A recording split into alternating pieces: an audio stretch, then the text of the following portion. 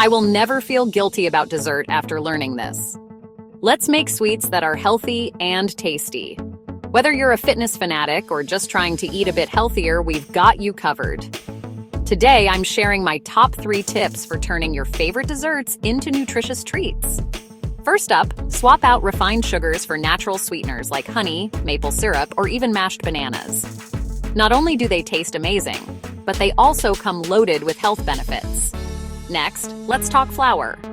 Ditch the all-purpose stuff and opt for almond flour or oat flour instead. These alternatives are packed with protein and fiber, making your treats more filling and nutritious. And finally, don't skimp on the fruits and nuts. Fresh berries, chopped nuts, and even dark chocolate chips can take your dessert to the next level. Plus, they're brimming with antioxidants and healthy fats. So there you have it.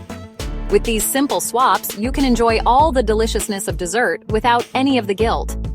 Try these tips out and let us know which one is your favorite in the comments below. Happy healthy baking!